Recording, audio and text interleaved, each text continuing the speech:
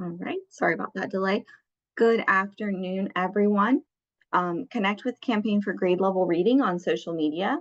On YouTube, subscribe to @Grade Level Reading, and on Facebook and Instagram, like the page Campaign for GLR. On Twitter, follow us at Reading by Third, and on LinkedIn, follow us at Campaign for GLR. Once again, welcome everyone. My name is Leah Cruz, and I will be behind the scenes helping to produce the conversation today. Before we get started, I want to take a moment to acknowledge our enterprise and programmatic funders, as well as our individual donors. Your support not only allows us to hold these vital conversations, but it also helps create meaningful opportunities to share insights, foster connections, and really build our CGLR community. So thank you. And then we also have a few housekeeping tips just to get everybody on the same page about the webinar today. So first, we would love for you to introduce yourself in the chat.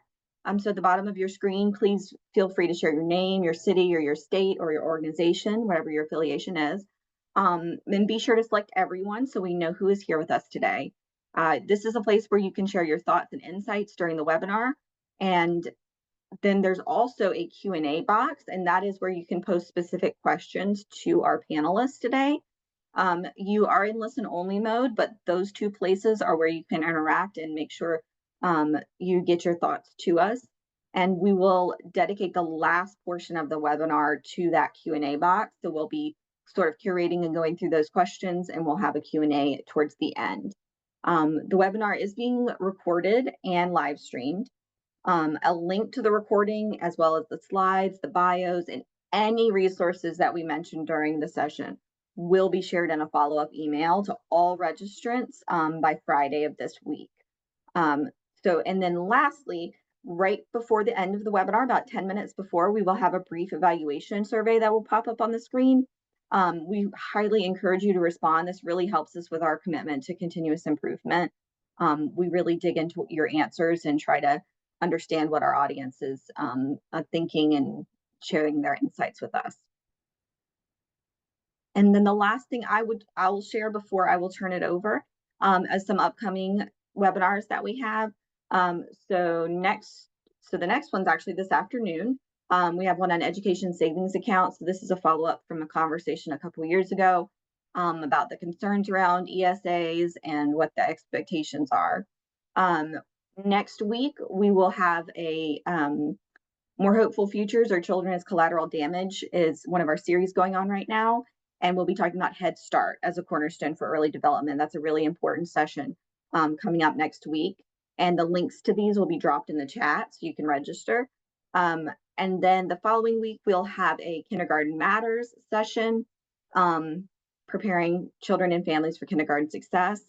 And then later that day, we will have a session on EdTech. So that is some of our things that we have coming up. And with that, I will turn it over to Sarah Torian. She is the Chief Learning Officer of Campaign for Grade Level Reading, and she will introduce our session. So, Sarah. Thanks so much, Leah. And welcome, everyone. I'm so glad that you could all join us for today's incredibly timely and incredibly important funder-to-funder conversation on how philanthropy can and is stepping up to meet the moment to support immigrant children and their families. Today's session builds on an earlier GLR Learning Tuesday session that we co-hosted with the Brazelton Touchpoint Center last month. That session was a part of the series that Leah just referenced, kind of a new series that is seeking to center children in various policy debates and ask if the proposals and actions will bring about more hopeful futures for children, or if children will be collateral damage. Excuse me for my cat.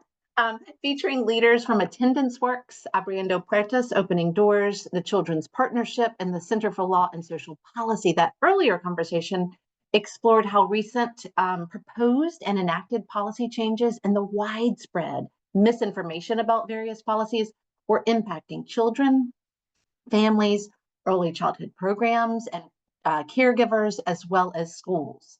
For those of you who missed that session, I'm going to drop a link in the chat in just a second, and I would encourage all of you to go back and check out that conversation, dig into some of the insights that the panelists shared, and some of their actionable resources that we can all use. Today, we will build on that conversation, but with a focus on the role that philanthropy is playing to mitigate the negative impacts of mass deportation efforts and other immigration policies on the 1 in 4 children in the US who are living in immigrant families, 90% of whom are US citizens. The vast majority of these families, about 75%, have deep roots in the US, having lived here for more than 10 years. Immigration policies this year and in recent years have largely been driven by executive actions because the legislative branch has failed to enact comprehensive immigration reform for nearly 4 decades. In the absence of reforms that could expand and adjust legal pathways to immigration and citizenship to meet the nation's evolving workforce demands, to enhance the systems that review and process asylum and immigration requests, and or to strengthen enforcement, we now find ourselves in a situation where children could very well be collateral damage.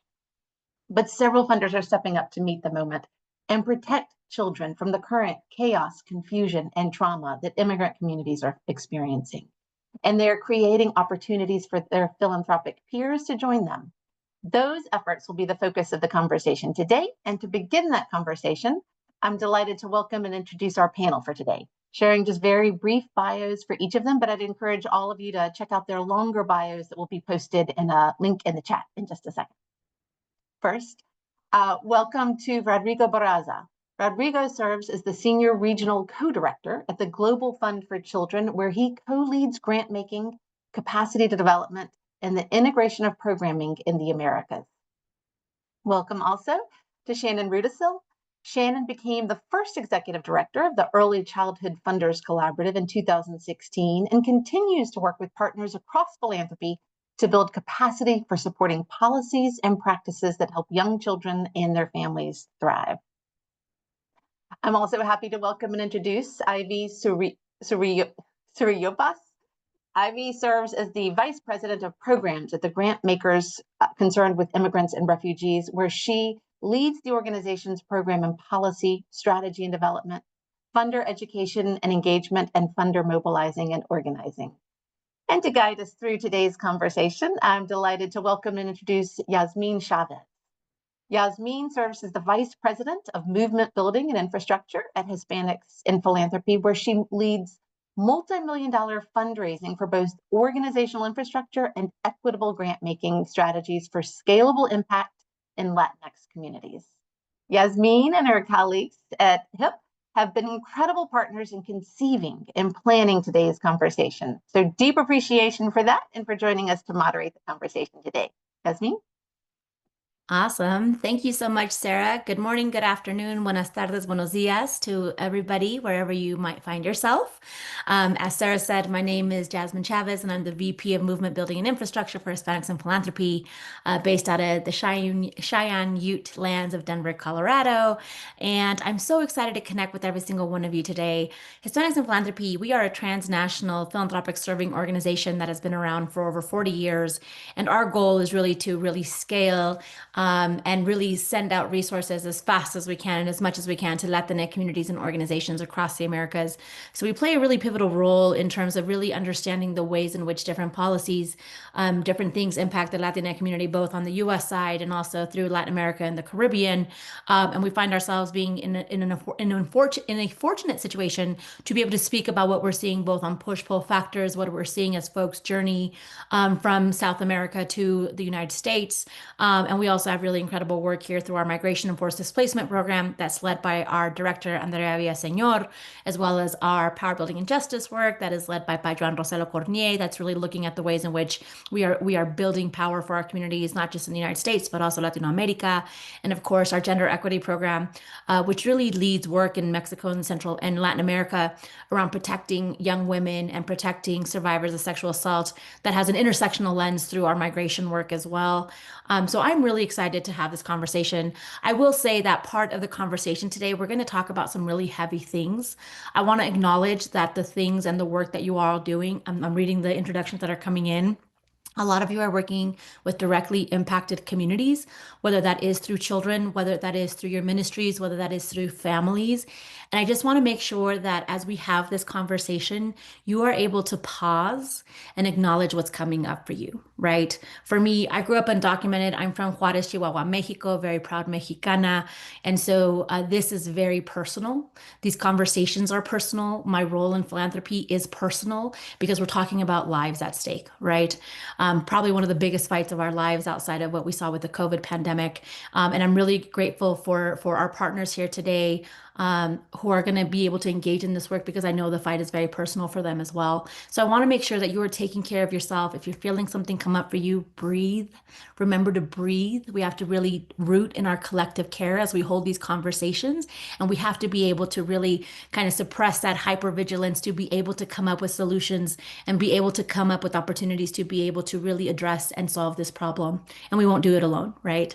A little bit about that and why I'm so excited today is that the conversation today is really meant to be an intersectional trauma-informed lens in terms of how we are understanding the impact from journey to threat and actual deportations on young children and families. And not even young children, right? We're talking just all children. I very much believe that all children are our children. We have a responsibility, not just as philanthropic funders, but as everyday people in our communities to ensure that we are taking care of all the children that reside within our counties, our districts, our cities, our nation. And we have a role to play, whether it's individually or as philanthropic funders, and all, as well as all the work that you all do. There's a lot of ways in which this work is impacting our young people, right? Everything from the ways in which it's going to impact early brain development and the ways in which all of you know that trauma deeply impacts the ways in which young people develop their brains and which children's brain development. So we're at a critical point right now where everything from early, we're talking about newborns all the way to high school students are living in actual threat daily around deportations. Families are having to make really difficult choices. As we saw yesterday, the first self-deportation flights left to Honduras with about 9 to 12 U.S. citizen children on board those flights. And so we find ourselves at a point where we know that our communities are facing really difficult decisions, right? We know that, based on the work that the Acacia Center for Justice has been doing, if you've been following the ways in which federal funding has been cut to be able to represent unaccompanied minors in this country, we know that will have a significant impact in the ways in which young, not just families, but children, 3-year-olds, 4-year-olds, 5-year-olds, are able to have some kind of legal defense in the court systems, right? We know that right now we don't have a lot of places of safety for our children here in Denver, Colorado, and Aurora. We have seen a drop within student enrollment and student attendance, both from the elementary all the way to the high school level, of families being afraid to send their children to school. But we've also seen incredible resilience and incredible support. We saw teachers in Tennessee who were African American who had a possible call of ICE in the neighborhood who came outside the school, formed a human chain to ensure that nobody would come in to hurt the children in their schools. And I get a little emotional about it because this is what the moment calls for. It calls for us to be able to use every resource we possibly can to defend our children, regardless of where they are, regardless of what country they come from. Because what happens to, let's say, Latino children, and you just have to think about what that trauma will do to the other children who are witnessing what's happening to their classmates. So this is a really incredible conversation. It's a timely conversation. And Sarah, to your point, we get here because of a broken immigration system that has been broken for many years, and for a failed political electoral party that really wants to do something that is rooted in dignity and in acknowledging the humanity and the incredible impact that migrant communities and migrant children provide to our country. So with that, I want to jump into the conversation. We're going to have a great conversation today. I encourage you to please ask questions in the Q&A. We have an incredible panel here with us, folks that I've worked with that I deeply admire and who I know are just leading incredible work both on the ground and also with funders. So with that, to set the stage for today's conversation, I'd like to start by inviting our panelists to share a little bit about their organization and their efforts to support immigrant children and families. And Shannon, let's start with you. Can you tell us about Early Childhood Funders Collaborative and ECFC's efforts to engage funders in supporting children and immigrant families? Hi, yes, thank you so much for having us. Thank you to the Campaign for Greater Level Reading for inviting us to be a part of this conversation. And I just want to thank everybody who's joining us. I see some of our members in the chat, and also I see several programs that when I was in the federal government, one of the best things I got to do was travel all around the country and visit programs. I see several programs that I've visited before, and I know the work you're doing, and I just really felt what Yasmin was saying about the what you're doing right now, serving kids and families in this time. So the Early Childhood Funders Collaborative is a more than 30-year-old community of funders that focus on systems change for young children and their families. We don't put a hard definition on that, but we think about 0 or prenatal really to age 8. A lot of folks focus on a specific age group within that. Our community includes funders at the local, state, and national levels. So we think about all of those things. And they fund across a wide variety of factors that affect kids and families, including early care and education, but also health, mental health, economic mobility and supports. We've seen a lot of increased efforts around birth equity, around mental health support for moms, and around things like basic income in the past few years. We do a lot of learning together. We do some learning tours and go on site to visit places and learn about what's happening in different locations around the country. And our members also look for opportunities to align their funding, especially the national ones that can do that, or work together and co-fund projects. In terms of our work with immigrant kids and families, it started really deeply in 2017 in partnership with grant makers concerned with immigrants and refugees, our co-panelists. And we did a number of things together during that time, including a lot of joint presentations, a lot of fact sheets, and sort of pathways and examples of how funders could get involved to support kids and families. One of the things that we focused on really heavily during that time was helping our early childhood, I'll say all early childhood funders, not just our members. And I want folks to know that you can get our newsletter or sign up for our newsletter without joining us. But we wanted everyone to understand how many children in the United States, like 25% of all the young kids in the United States, are living in immigrant or mixed status families. Most of them are citizen kids. And we wanted everybody to think about the populations that they were serving in the communities where they were funding. And to realize that this was already, these kids are in their portfolios already, that they're in the communities where they're serving, and that some special attention needed to be paid to support dual language learners and others. So I'll just call out one thing on our website that folks might want to look at, which is a toolkit that we put out during that time. The data is probably a little bit old, but you can see our approach was about data and also about tapping into the stories of our own members and funders, their own immigration stories and their family stories, to really talk about the motivation around funding the immigrant kids and their families. Great. Thank you so much, Shannon, for sharing that wonderful information and for kind of really acknowledging how and why early childhood funders kind of came into this work as well, which brings us over to Ivy. Ivy, I love seeing you on this chat. GSER has been doing incredible work. If you're not a member and looking at their webinars, I highly recommend you do. They're a funder who has just really kind of been calling attention to this work for a really long time. Ivy, I know you're with grant makers concerned with immigrants and refugees. Can you tell us where and how GSER is working to support children and immigrant families? Of course, and I want to echo my gratitude for CGLR and HIP for having us participate in this conversation. We are longtime partners with many folks on this call, and really excited to dive in. So as already mentioned, I'm Ivy Suriyopas. I use she, her pronouns, and I'm the Vice President of Programs at GSER. I'm based in the DC metropolitan area on the traditional land of the Manhoek people. And GSER is a philanthropic mobilizing organization that seeks to move money and power to the immigrant and refugee justice movement. We're 35 years this year, 35 years old, and we have 120 plus institutional members, which translates to more than 1,000 fund representatives. We really seek to center and amplify the the experience and wisdom of impacted leaders, particularly those with intersectional identities. And in terms of our work, we are also a space for, a political home for funders who care about migrant communities. We try to provide spaces virtually and in person for funders to come together and really try to lift up as much as possible the leadership of folks in the movement.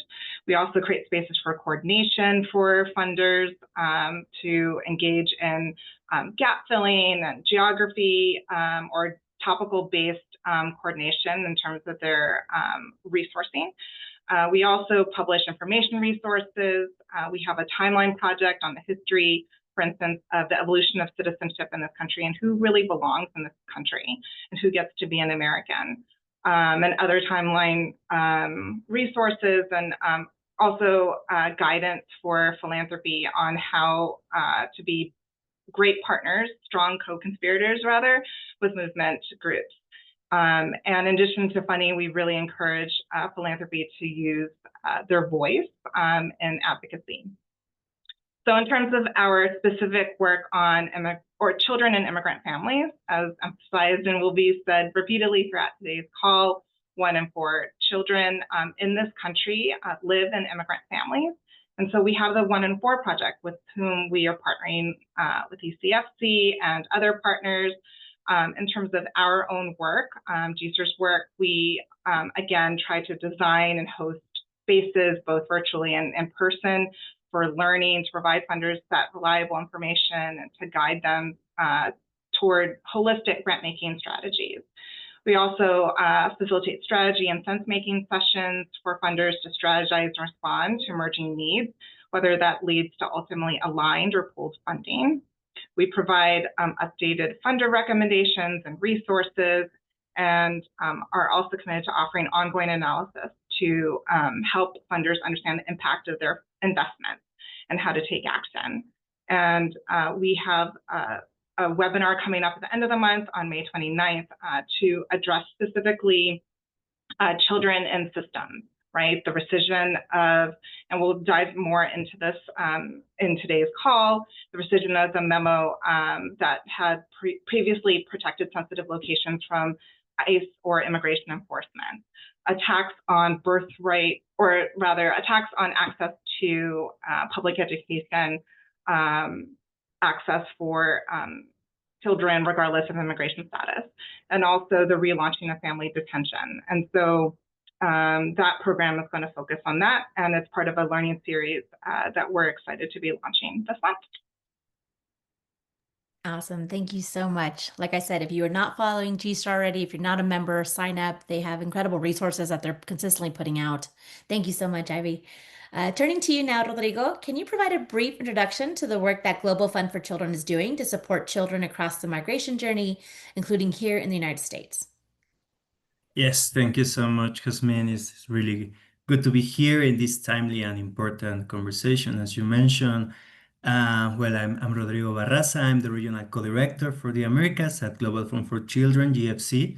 And before joining GFC, I worked for more than 4 years across the border with Guatemala and Mexico supporting migrant communities. So I'm very privileged to have experience on both sides, both as working with very grassroots community-based organizations and now working as a donor. And just to share a bit about GFC and our work supporting migrant communities, I think I can summarize the things that we do and our approach in this quote that we are trying to support people and we are trying to support social change processes and not projects. We've been around for more than 30 years. We are an intermediary funder. We're based in the US and in the UK, but we work in 4 regions of the world, in Africa, in Asia, in the Americas, and also in Europe.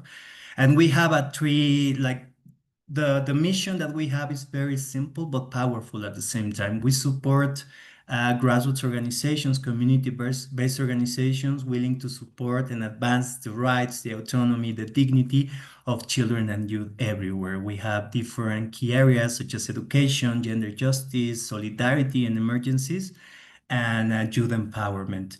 And I think our model is based in these three approaches. We provide multi-year flexible funding. We believe and we practice trust-based philanthropy. We spend, I think, the first year of the relationship with a partner convincing them that this is, that this is flexible, that we're not expecting some results and outcomes, that we're willing to learn from them and work with them and help them in the things that they are already doing. But also we provide capacity development support. We have different participatory, playful methodologies to help them to identify areas on improvements, and we are willing to provide technical and supplemental funding just to make these organizational development plans a reality. And finally, we also provide or equip these partners with networking opportunities, and that's very important. And I'm going to insist on that during this conversation, the importance of thinking of ourselves as a collective, and creating communities of change and communities of transformation. That it's also very important for us. Just to share some data, we've been supporting 11 million children so far, and we've been working with more than 1,300 organizations. Just last year, we supported almost 400 organizations across the world. Next slide, please. And in 2018, we started this initiative called GEM Initiative, Girls Experiencing Migration.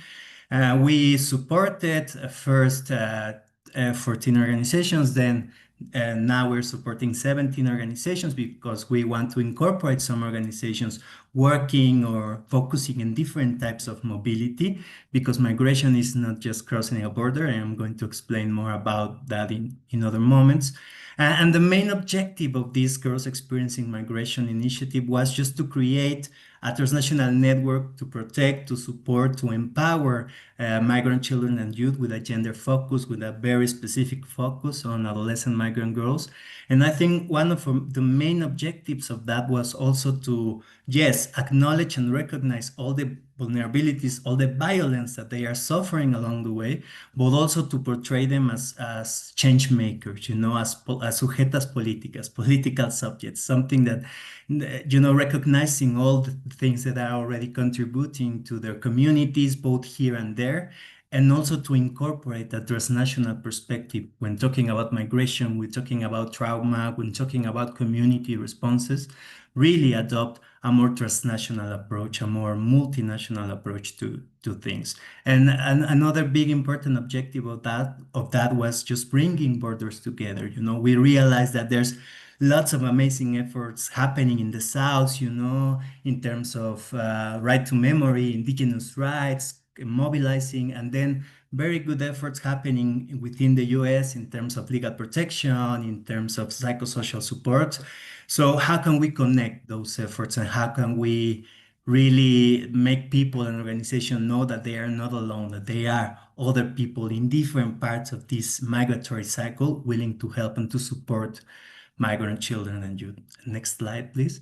And lastly, I would like to mention that in the US specifically, we're working in California and in Texas with this double approach. We are supporting organizations, for example, in Los Angeles or in Houston, very community-based organizations formed and led by Latino communities, with an active role of migrant youth, with this intersectional and comprehensive approach to migration, doing community mobilizing, know your rights training, education for dignity, healing circles. I'm going to talk more deeply about that later. And also combine that work supporting more well-established organizations, bigger organizations focusing more on advocacy or on legal and emotional support for migrant children and youth, for active advocacy and research, and with a strong focus on gender-based violence prevention. So again, we want to incorporate a diverse group so we can focus on different models of attention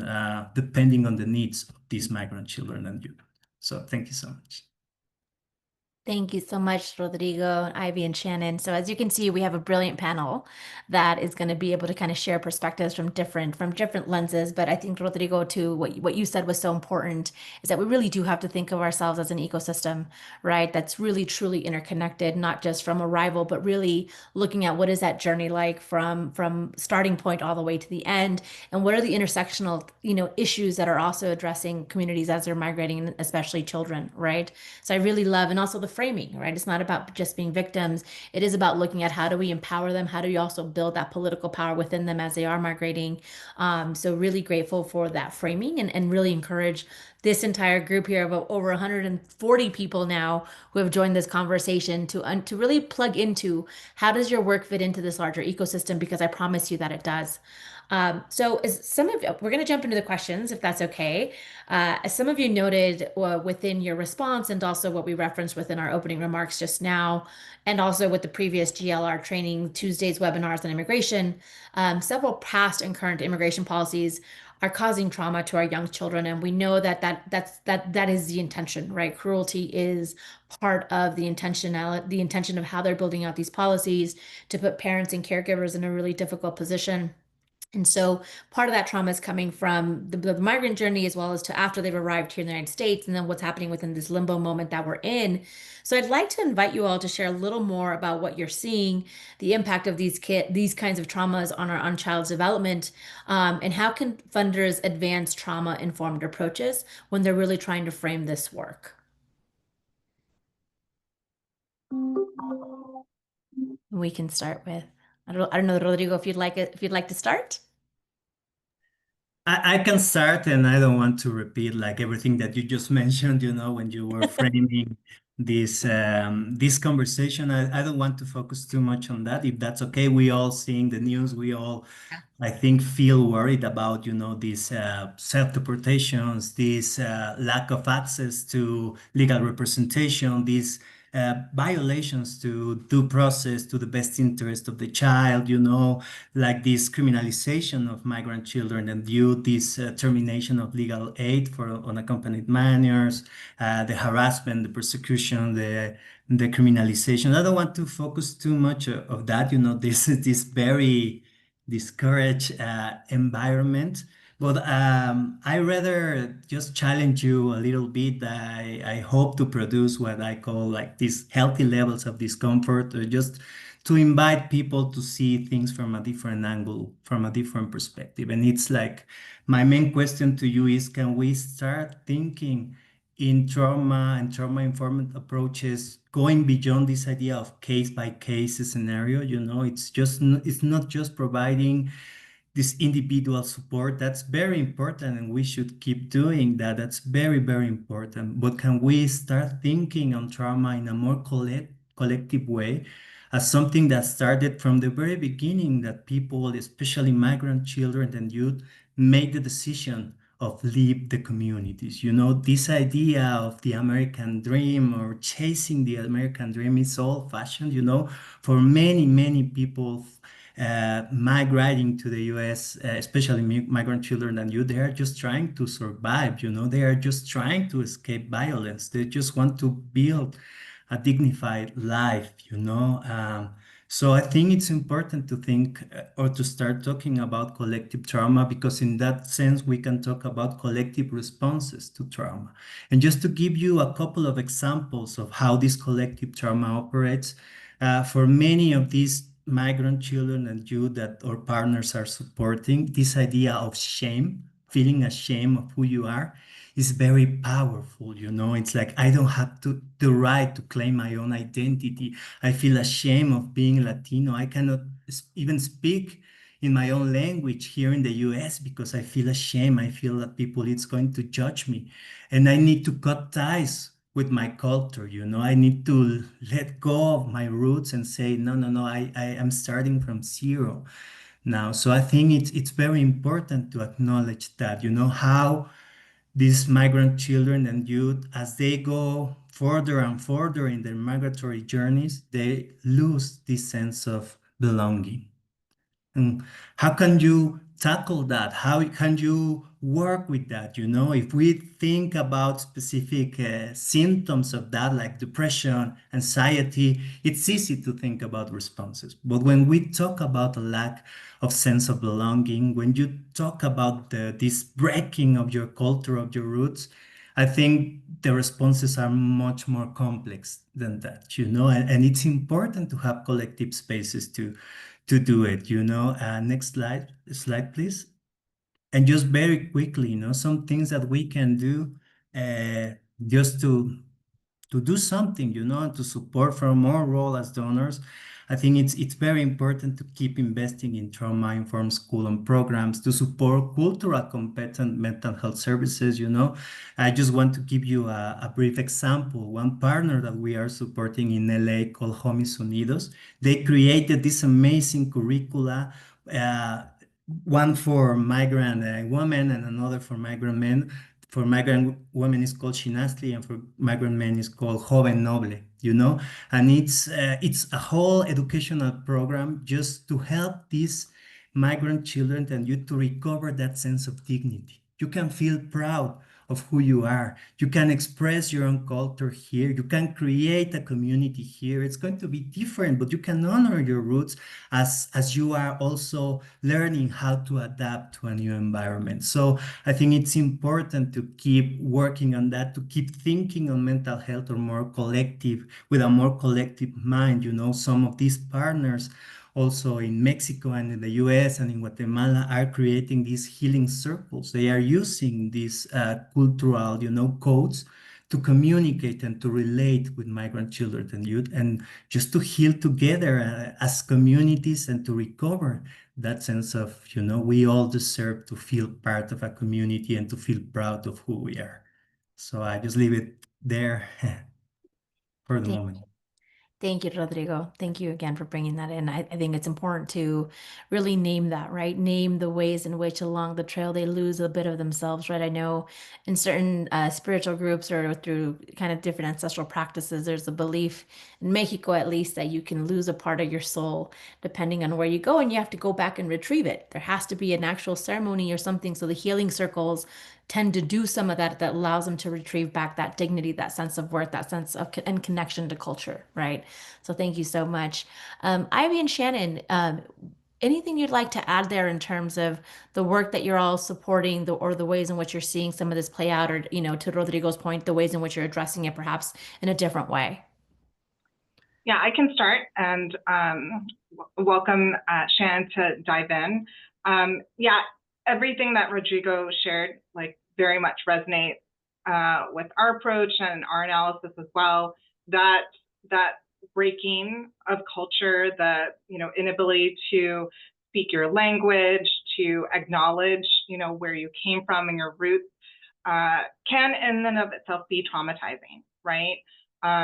You know, before January, kids, children, youth already were navigating a lot, right? Even just serving as interpreters for family members, for instance, like that's forcing a lot of children to grow up a lot faster than maybe other children in our community. And since January, things have just kind of escalated and ramped up and really created this chilling effect in terms of the engagement in public life, right? Everything from the disruption of, or the attempt to disrupt access to public education for children due to immigration status that came through the Tennessee legislature and other state attempts. The Department of Education, particularly the closure of the Civil Rights Enforcement Division, has led to less recourse for children and youth who are seeking to be free from harassment in school. And we've really seen some children bear the brunt of, you know, schools' inability to kind of address bullying, including the case of a child in Gainesville, Texas, who, you know, lost her life as a result of the kind of harassment they experienced.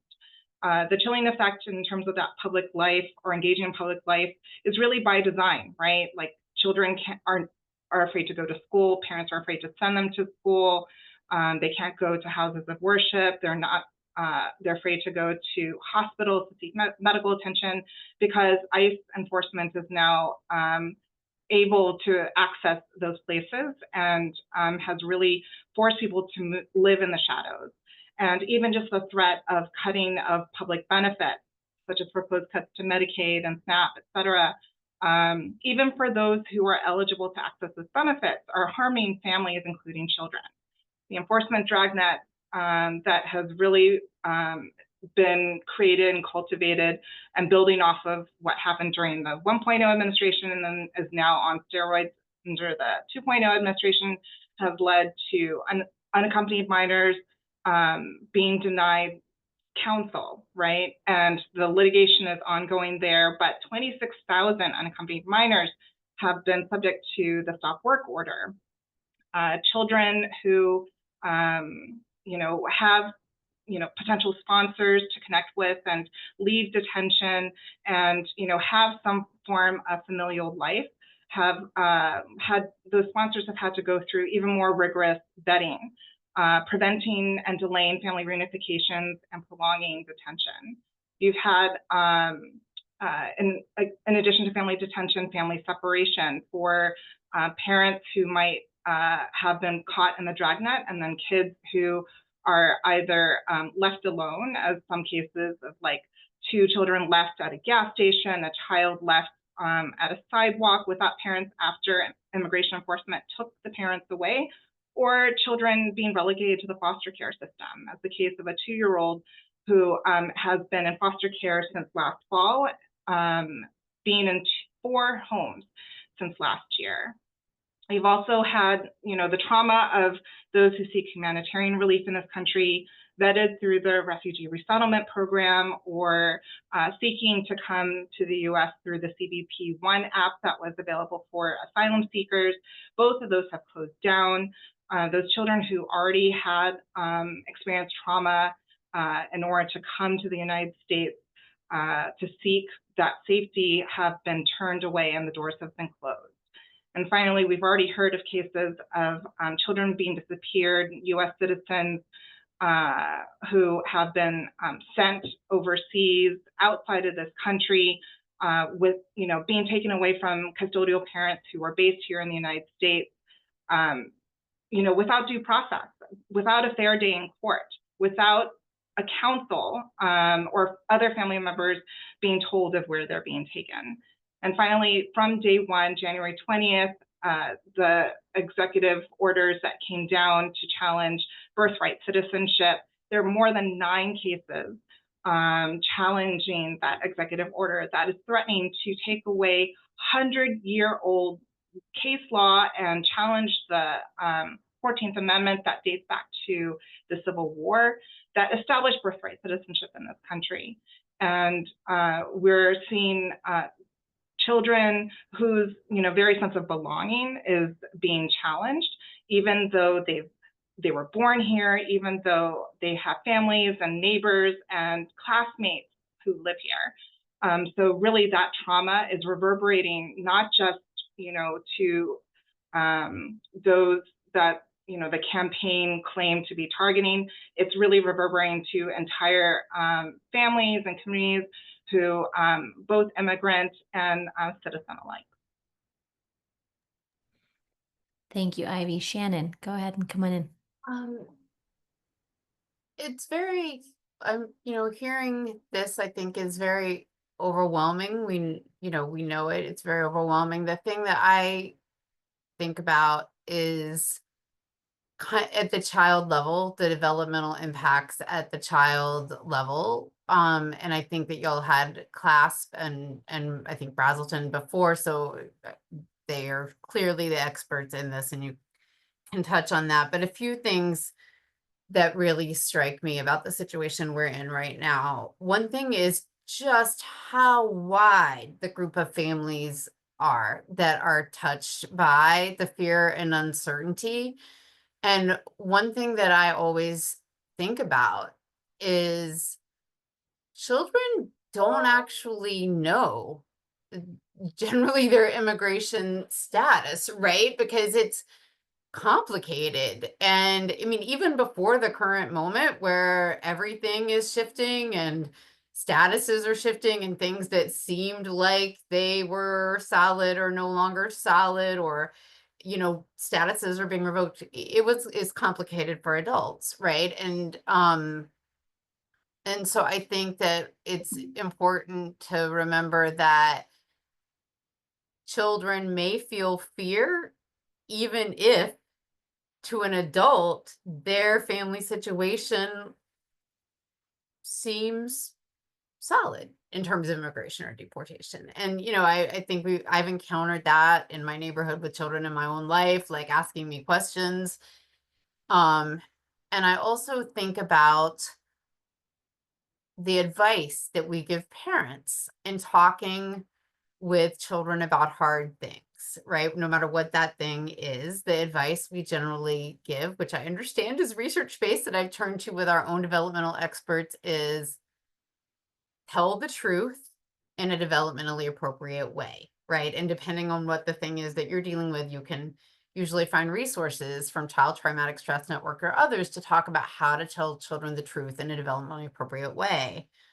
The thing I think is difficult right now too is, in terms of this, the administration, the truth of how solid your status is seems to be shifting, right? Oh, frequently, right? In a neighborhood all the time. And so when I think about what that must mean for a parent trying to parent in those conditions on top of the actual enforcement, it means there's just a lot of emotional stress. And I would call out one place for folks to look for research that is summarized this way. The Children's Equity Project, and I think Sarah has a link to put in the chat, has a brief that's out just this month on the impacts of family separation and deportation on children, and it talks about material, educational, and other kinds of impacts on children and child development.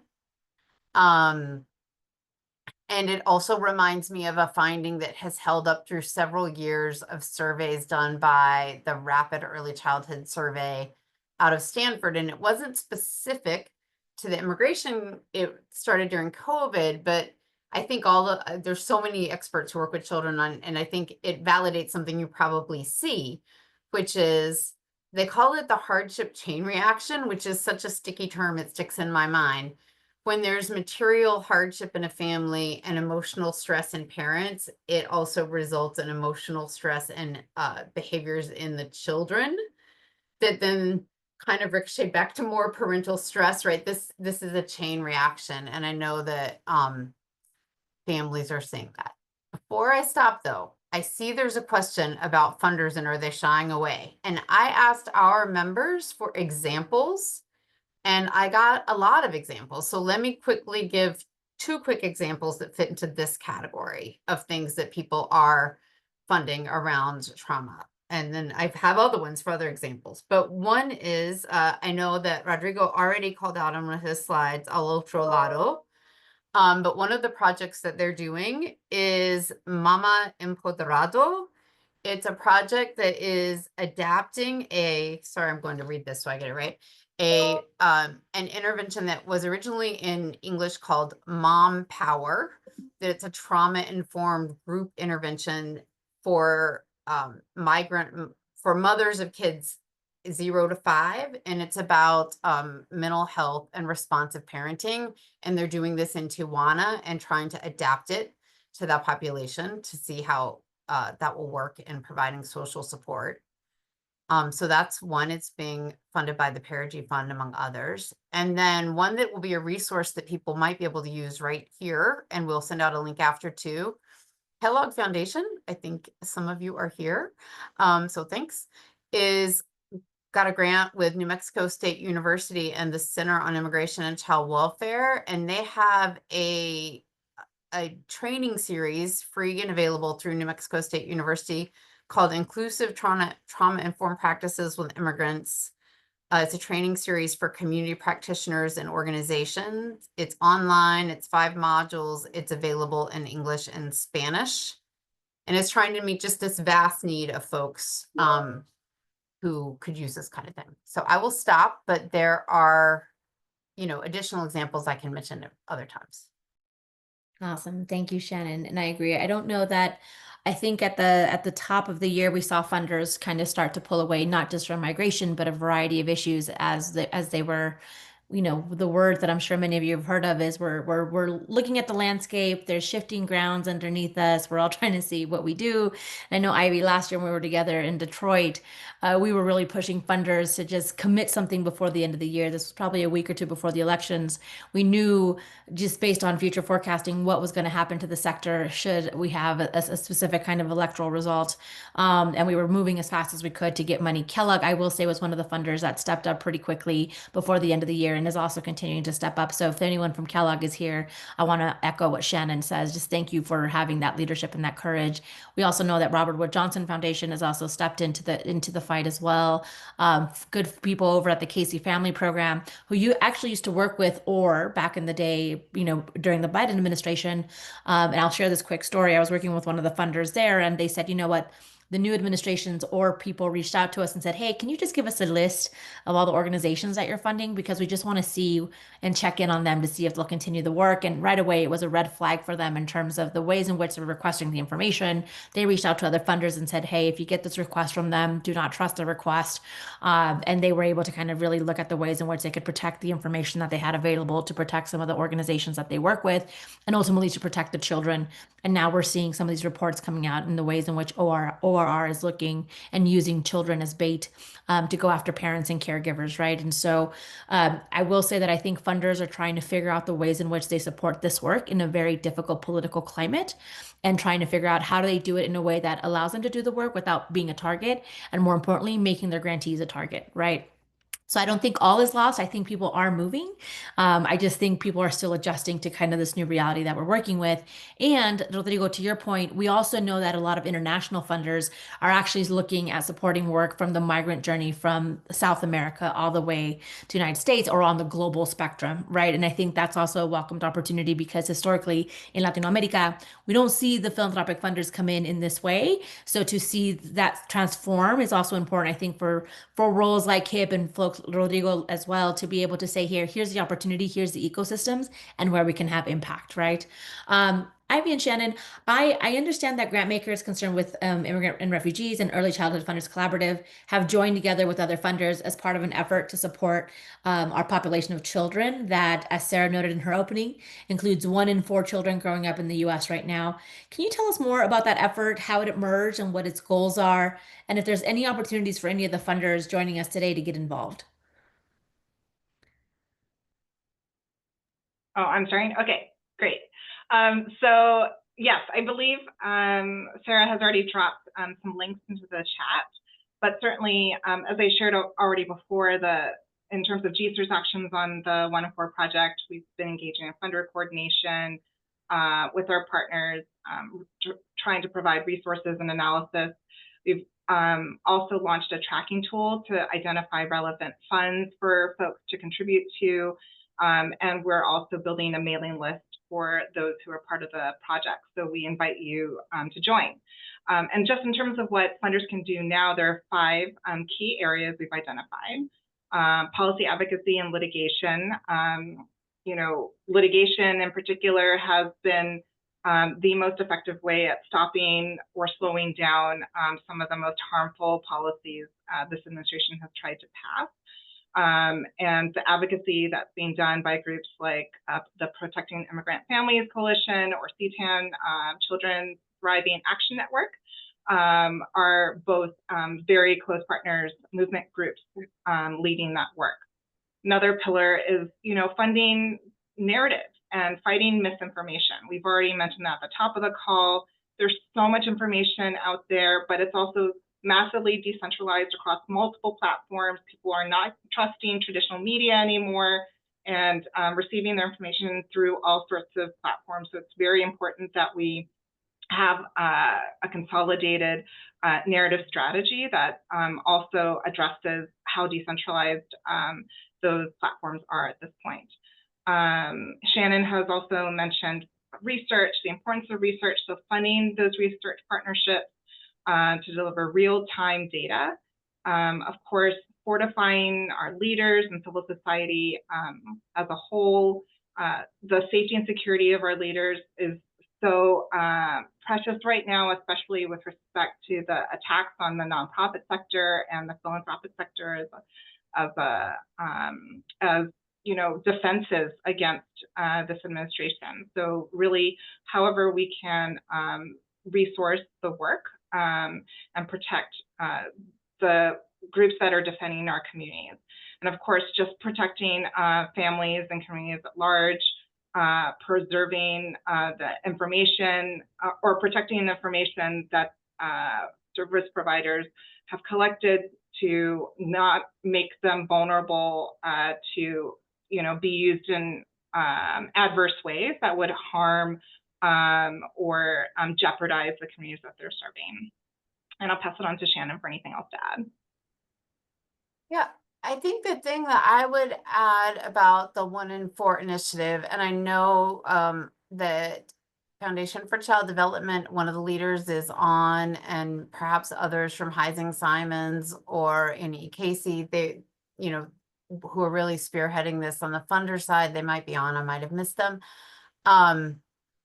Is there's a role for everybody. That's what we believe, is there's something everybody can do, whether you work at the national, state, or local level. And in order to give a little hope, I think I will give a few more examples in those pillars that Ivy mentioned with my time here. So a few other pillars a few other things that came up from our funders. So when we think about resourcing families, providers, and communities to respond to enforcement threats or to fortify folks legally, one of our funders mentioned that they're funding the Northwest Immigrant Rights Project, their Family Preparedness Project, which is around helping people prepare should they, face a threat of deportation or separation, and be sure that they have all of their guardianship and other papers in order. Funders in Detroit, I think this is more of a collective effort, are getting together to help families, not just with immigration legal support, but family law and a whole swath of different kinds of legal support that they might need. And the other thing that I want to mention, and I think this goes under the pillar fighting misinformation and dehumanization of immigrants. A few of our funders, when I reached out for examples, wrote to me and said, I don't think this is what you're looking for, but, and it actually is exactly what I want us to remember, which is they sent me things that were about the work that they were doing that was not about the current crisis, but was about supporting dual language learners all along to do well, that they were doing before, that they're doing now, and that they'll continue to do. And I learned a couple things. I learned that there is amazing work in Passaic, New Jersey. I learned this from the Taub Foundation in New Jersey, where there is apparently 90% Hispanic families, and they have had a whole dual language learner approach spearheaded by their superintendent with their early learning teachers and with the National Institute for Early Education Research, and they are seeing amazing outcomes. And I also learned in New Jersey that they have something, I will read it, called the Building Early Learning Latine Educators, that is statewide, because they have many Spanish-speaking students, but a very small number of their school leaders were Latine, and they have cohorts going through of Latine educators in leadership, and they are already seeing them move into school leadership. So I just wanted to call those out because I think it is really good to remember where we're aiming, right? And that we can get back there. And I just, I think those bright spots really are important to remember in this time. Yeah, thank you, Shannon. I do appreciate being able to kind of show the projects that are moving forward in innovative ways, finding solutions that are really centering community in this moment, because it is also not all doom and gloom, right? I think, similarly to what we've seen in Tennessee with them being able to defeat the anti-immigrant bills that are there, and they're doing it through, just really rolled up your sleeves, grassroots, multiracial efforts there that we've seen them really hold that line. And I think there's also opportunity there when we think about the regional funders, right? Regional funders have a very unique opportunity to be able to step in because they're not at the crosshairs of perhaps larger philanthropic institutions like the MacArthur's, the Gates of the world. And we are also seeing, even on the Acacia, the National Immigrant Legal Responders Network, that there's a lot of movement happening at the local level to support their local immigrant legal defenders there, and supporting children. So there is a lot of movement on the regional side as well. There is a lot of hope there. And again, kind of to Rodrigo, to what you were saying, right? Being able to kind of connect and build that ecosystem so that we are looking at innovative solutions. Awesome. Thank you so much. So this is a question for all of you. How are your organizations responding to the current immigration policy environment? What issues are you watching and how are you using your voice to respond? And Rodrigo, if it's okay, I'll start with you and then I'll come over to Ivy and Shannon. Yes, thank you. Thank you, Jasmine. The first step for us, and it might sound a bit obvious, and every time I mention this is like, yeah, this is, again, this is obvious, but like the idea is how to really create something practical about that and not just listen to the communities, listen to the partners, be willing to be willing to learn about their experiences and what they're seeing. Just briefly to share an anecdote, when, we started to hear about the situation in the US and the freeze of funding, we were like, okay, we need to have like a collective meeting with our partners to see what's happening, how can we support them? And we were, ready to, and we were expecting to hear lots of, emergency grant requests and things like that. And when we, gathered them and just started the conversation, they were like, we don't need money right now. Like the first step for us is just having spaces like these, collective spaces, breathing spaces, spaces to breathe and to recognize each other and to really understand what's happening from a broader perspective. This is a crisis. This is a humanitarian crisis. So you obviously want to respond. So like at the moment and eagerly, but it's important to take a pause because it's what this situation is taking from us. All right, to take a pause, to take a breath, and to think collectively. I think that was very, very important. And again, for us, this idea of connecting the efforts, connecting the borders. For example, in this meeting, the partners decided to create what they call the dignity corridor. How can we create this space? It's not just a safe space, but it's also a welcoming space, full of art, full of joy, full of playful approaches and methodologies, so people can feel that they have this space to really celebrate who they are and to really ask for support. I think that was very, very important. Another big important part to consider is what you just mentioned. Community is not something given. It's not something that we have to heal. It's something that we can create. It's something that we can foster. And it's so exciting and so inspiring to see what's happening in borders like Tijuana. You have now this new identity called the Tijuanense, and you have new food and new art and new agreements. And how can you foster that? How much are we as donors are willing to learn from these solidarity networks that are not just emerging to respond to this crisis? Something that partnership and struck me is like, we've been responding to crisis for the whole time that we're being here.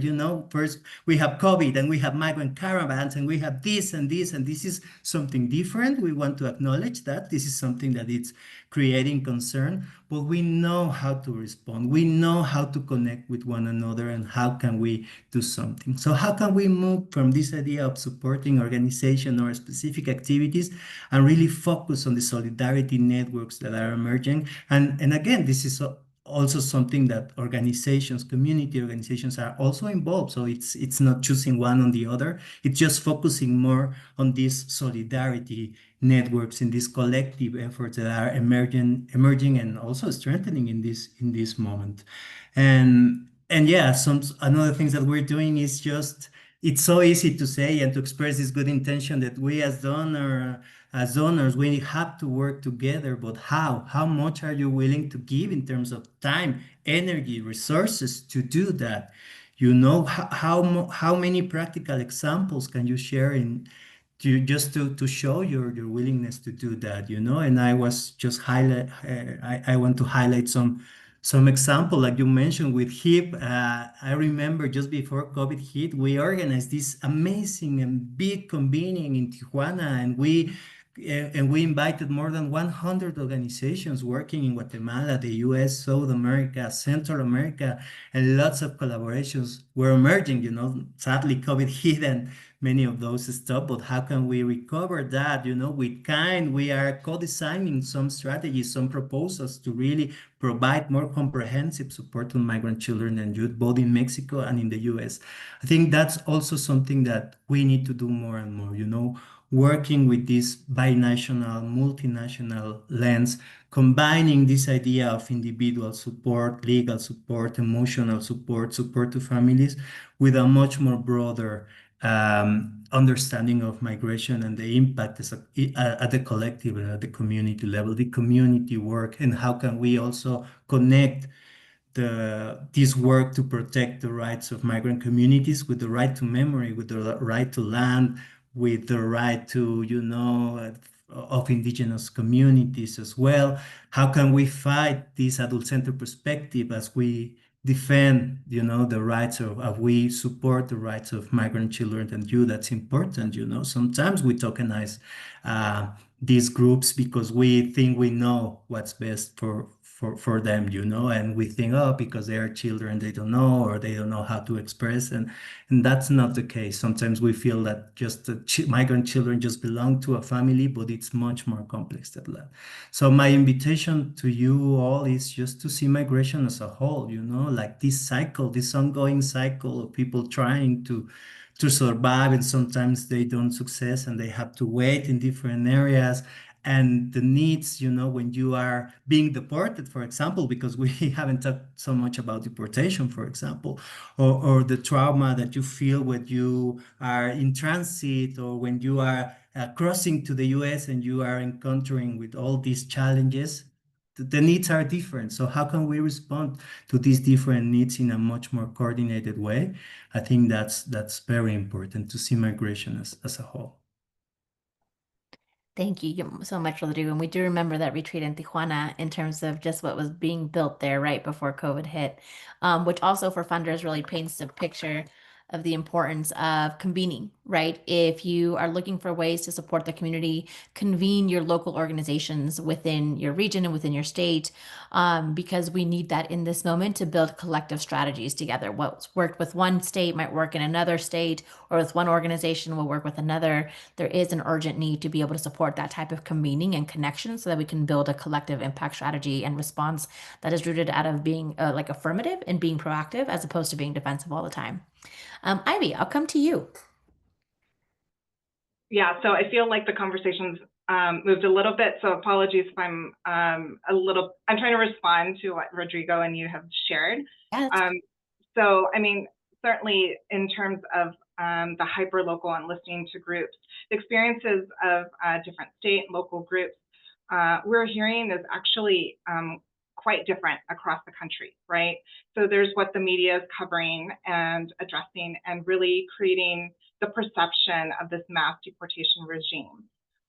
No doubt, like the policies that have been implemented or, are being challenged in court are reprehensible and very harmful if they're allowed to proceed going forward. But what we're seeing locally in terms of the implementation and what's actually happening, the numbers are not actually translating into the massive numbers that the administration has promised, which is a good thing, right?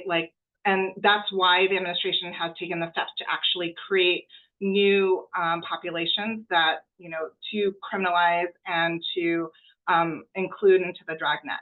But what we're seeing is that, for instance, that, in southern states where a lot of these policies were tested and piloted and then brought to scale at the federal level, it's not necessarily translating into the enforcement regime that is being portrayed in the media.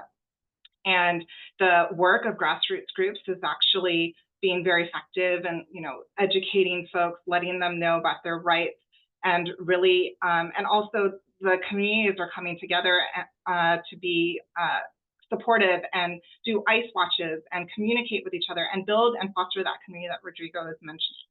Right. And what we're seeing is that some of the enforcement measures that are being, amplified in the media are in states that have been welcoming, like Washington State or in California. And it's coming across as more retaliatory, like for the administration to target these states that have been really model jurisdictions for communities.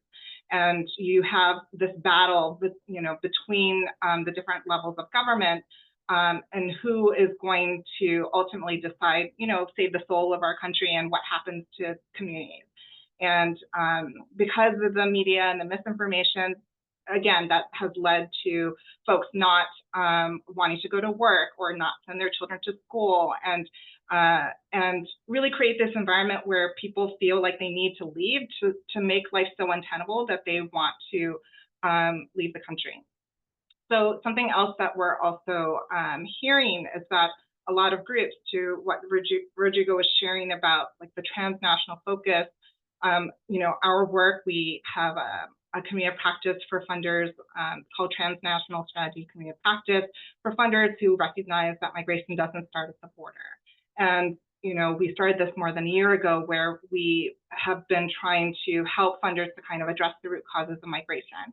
But what we're hearing is that a lot of the groups, community-based groups who work in transit or in origin countries, are also preparing for those who have been repatriated or who have returned to the countries of origin, or transit countries, or are becoming destination countries, and what that's looking like, and how they're helping to prepare, at least in the interim, supporting those communities.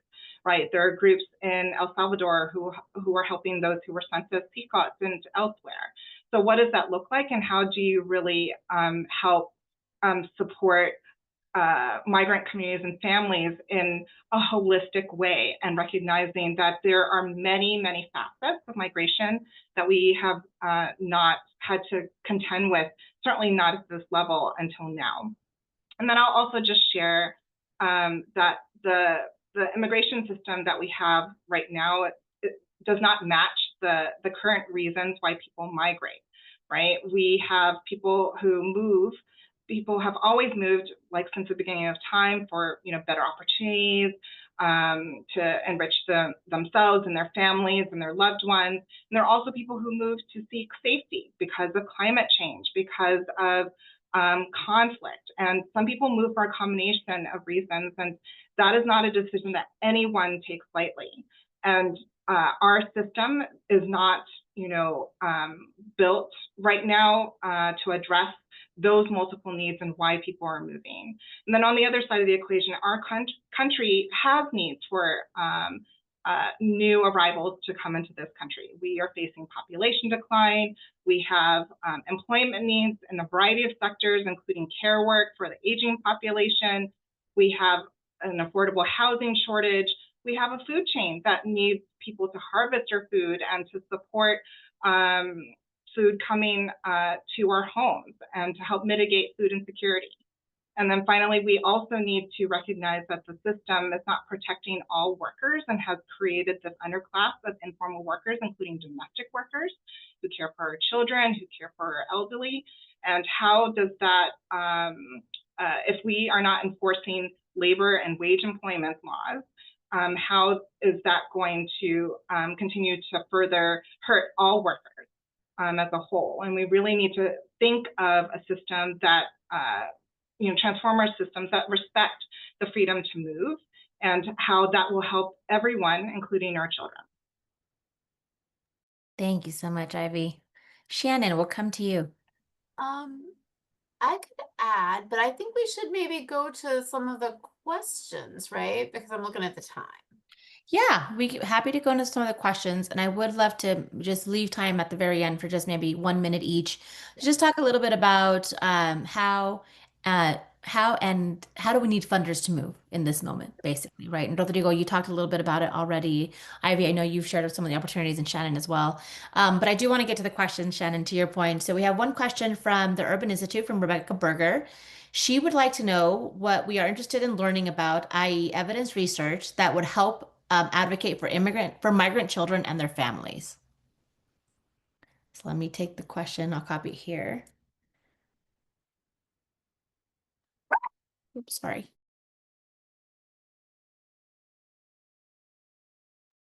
So what kind of learnings can we use or do we have available to support migrant children and their families?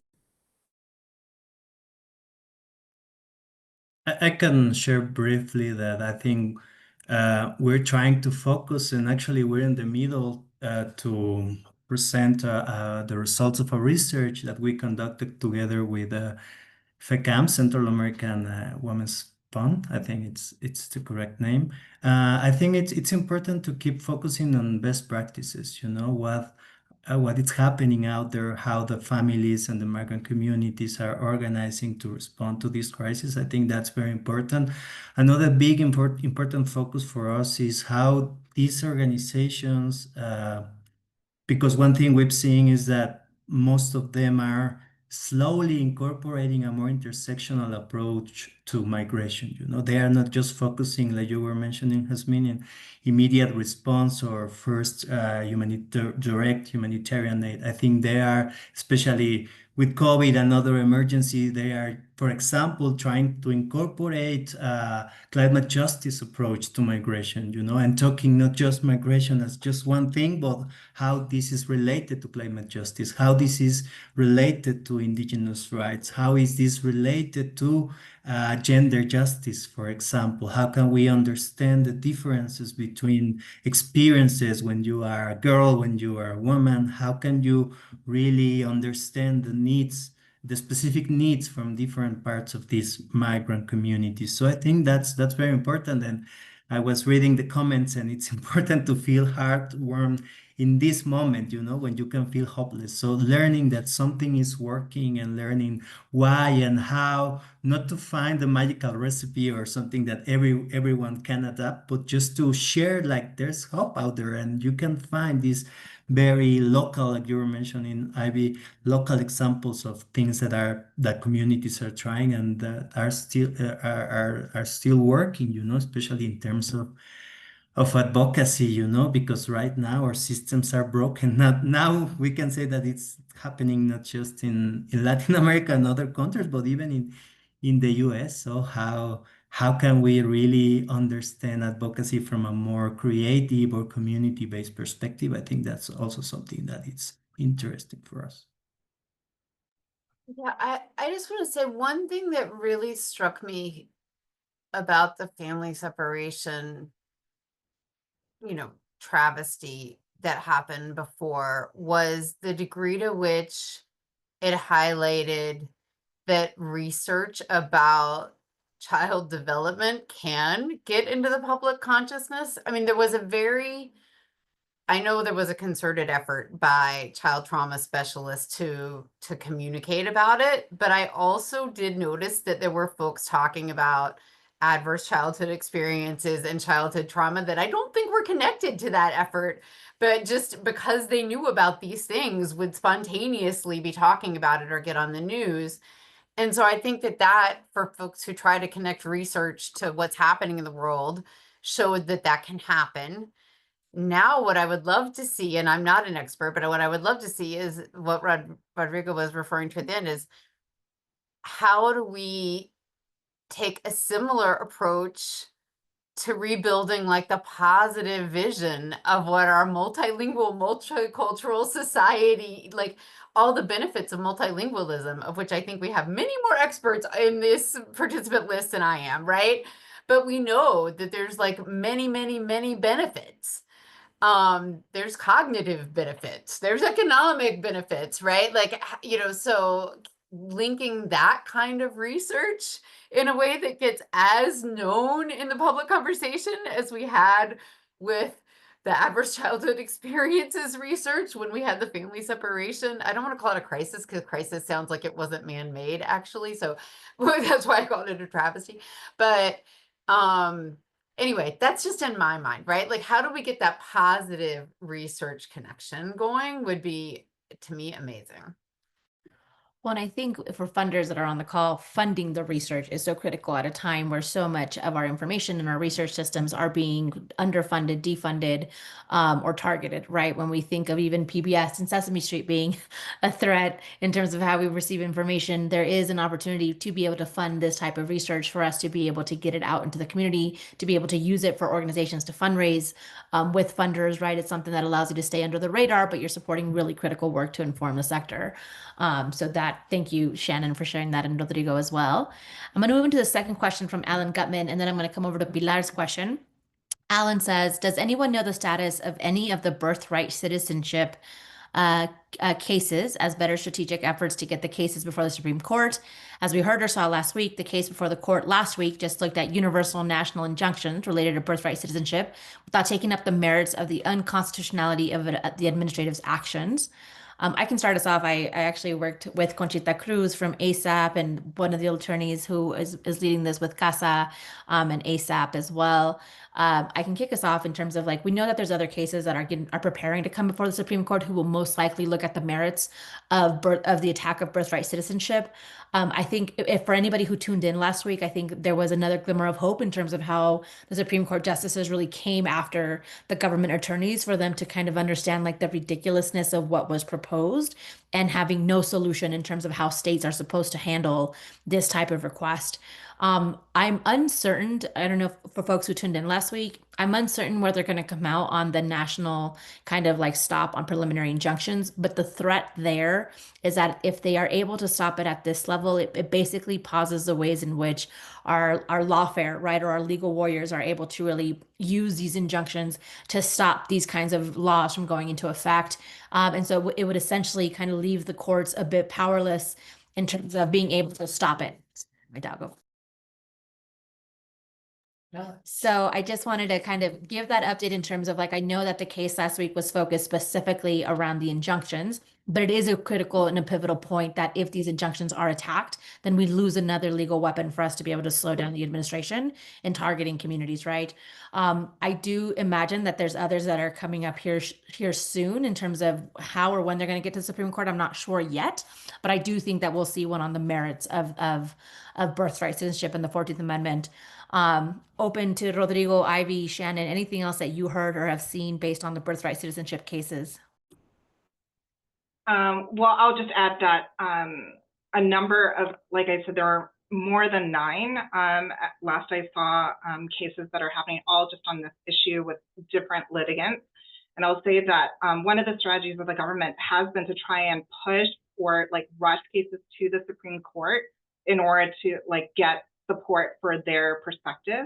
And so we actually don't necessarily want to, support that strategy and rush, any kind of legal issues to be answered by the Supreme Court on the merits until, it's had the time to go through the different arguments in the usual process.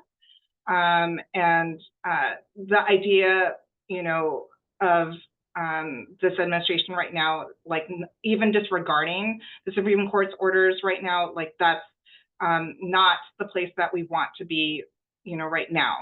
So that's my understanding of the different cases. They're all at different stages as well. Yeah, and different levels of courts. Some are under the federal courts, some in district courts. But that's why I'm saying we're gonna see them trickle up here in the next couple of weeks. And I will say, Ivy, to your point, we heard the government lawyer when he was asked what happens if you come down with an unfavorable decision, and they said we're basically not going to comply, right? And so I've never seen the judiciary and the executive branch go at it in this way, and I think it's going to be really both interesting and also alarming and kind of this upside down world that we're living in to see what's going to happen there. I'm going to come over to Pilar's point. She says, are there specific collective actions that we should be taking as organizations and individuals?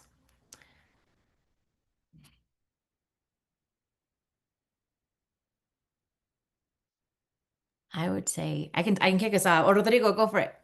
Yeah, I can jump in quickly. I think it's important to keep investing, to keep learning and safeguarding and understanding safeguarding, as you were mentioning, as mean not just as you know, a series of policies or something like that, but a proactive action that we can all take just to really be aware of what's happening. And again, I was in San Francisco a month ago, and it was very inspiring to see some, protection networks that were emerging. So, but I think it's important to that us as donors can, really invest in research and in funding in terms of how can we develop very comprehensive safeguarding policies that take into account different dimensions of migration.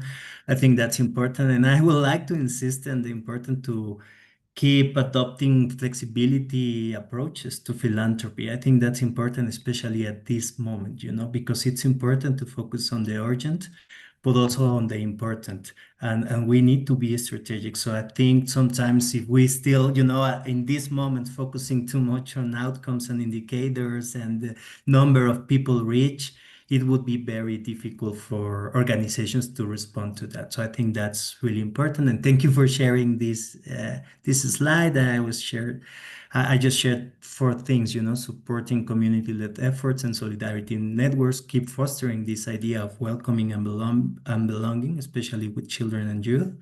Promote regional collaboration and communication also between us, because we're always encouraging organizations to do it, and we need to also be coherent and be willing to work with others. Dignified stories and experiences and honor good practices and avoid criminalization, adultism, and tokenism. I love this slide. I love that the slide came up because there's so much we can do. I think for folks on the US side, if you haven't joined a rapid response network, I encourage you to do so as well. We need all eyes and ears to be able to document what is happening, just so that we can really paint this larger narrative of the injustice, but also the opportunities for us to really engage in collective care of one another. We have time for one more question, and I appreciate all the questions that have come in. I'll try to answer some of them here in the chat. But our final question for the panelists is from Lottie. Based on your experiences, please share the top 3 strategies as a path forward to safeguard our institutions, support our students, and partner with families and communities.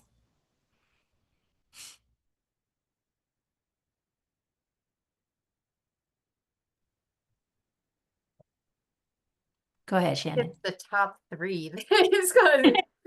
And if I look like deer in headlights at the last one, it's because I think it's the Pilar Torres I know, and I would call Pilar and say, Pilar, what should I be doing in this time?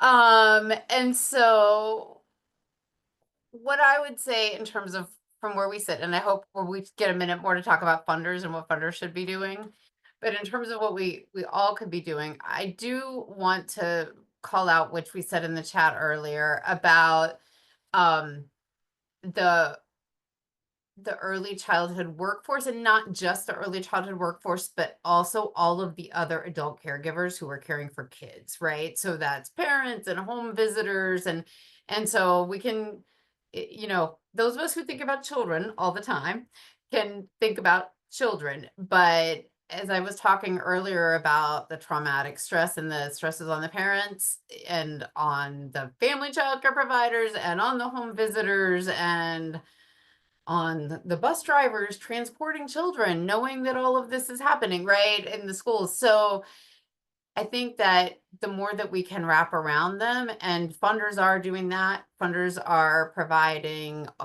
partnering with local organizations. There's groups in K-12 schools, there's groups, childcare resource or referral agencies, there's other kinds of groups that are getting private funding to do supports for the workforce, and also for kind of that invisible support of adults who are interacting with kids. I think that multi-generational approach is really critical. So that might not be 3, but that's one that I would just offer. Thank you. And I'll jump in that I feel like a theme through all the strategies I would recommend is certainly solidarity, right? So what does it look like for philanthropy, which has so much privilege, to be able to stand in solidarity with movement partners, with communities, and, to model, especially if you are not prepared to work collectively with other funders, to model, giving beyond the 5%. And, this is people, funders wait for a rainy day. Now it's pouring out right now. And now is the time to be contributing and funding and support of children and families. And I would also say, use that privilege to use your voice right now. Let's not have philanthropy go the way of law firms or the media, or in some case higher education, that have kind of like acquiesced or placated in anticipatory obedience to this administration, and really stand strong and speak against the harmful approaches that are really leading to the backsliding of our democracy, and how that can have repercussions for not just our children, but our grandchildren. And we don't want that. We want something better, right? This is not a marathon. It's not a sprint. It's not even a marathon. This is a relay race. And we are building towards a better future, not just for ourselves, but like we want to be good ancestors to our descendants and leave a better world for the children that will continue beyond us. Yes, and just in 10 seconds, please be brave, be bold. Please don't shy away from the conversation. Don't give in to fear. I think right now it's our opportunity to stand in the right side of history and keep fighting and keep pushing and keep looking for ways to connect and to keep building these diverse communities. I love it. Thank you so much, Rodrigo, Ivy, Shannon. You have been incredible, incredible panelists. Rodrigo leaving us with the be brave. And with Ivy's, this is a relay race. This is not a marathon. This is a relay race in which we will need each other to be able to pass off the baton around this collective care, the ways in which we lean into each other, because I truly feel that we were made for this moment in one way or another in the roles that we carry. So with that, I want to say thank you so much. I'm going to pass it over to Sarah. Thank you again to our CGLR crew for having us here. Sarah, go ahead. Coming back to you. Thank you, Yasmin. Yasmin was just telling me that she was going to pass the mic back to me while Ivy was speaking. I was like, no, I want hers to be the final word. She's just like saying exactly what everybody needs to hear. But then she went to Rodrigo, and I was like, oh my gosh, be bold, be brave. He's saying exactly what we all need to hear. Thank you to our incredible panelists, to Shannon, to Rodrigo, to Ivy, and to Yasmin for guiding us through this conversation. You all said exactly what we all needed to hear in this moment. And I hope that it was inspiring for all of you who were joining in, and you're seeing actions of ways that we can both respond to the challenges that we're seeing right now, but also, as Shannon was saying in some of her examples, like build the world that we want to see regardless of the challenges and the attacks that children and families are experiencing right now. I hope that all of you will join us again later on this afternoon. We've got another great session looking at education savings accounts, education scholarships accounts, and where they could be an asset to support parent choice, as long as we're protecting the public school system as well. We've got another one of our More Hopeful Futures, or Children as Collateral Damage sessions, coming up next week, looking at Head Start and how actually this might be a moment where, with Head Start still in the budget, maybe we could look for how we could strengthen it to make more hopeful futures for children. And then a double header as we start off the month of June. I hope you'll sign up for our newsletter so that you can find out about all of these great sessions as they come out. Thank you for joining us today. Thank you to our incredible panelists, and sorry for running long. Have a great rest of your day. Be brave and be bold.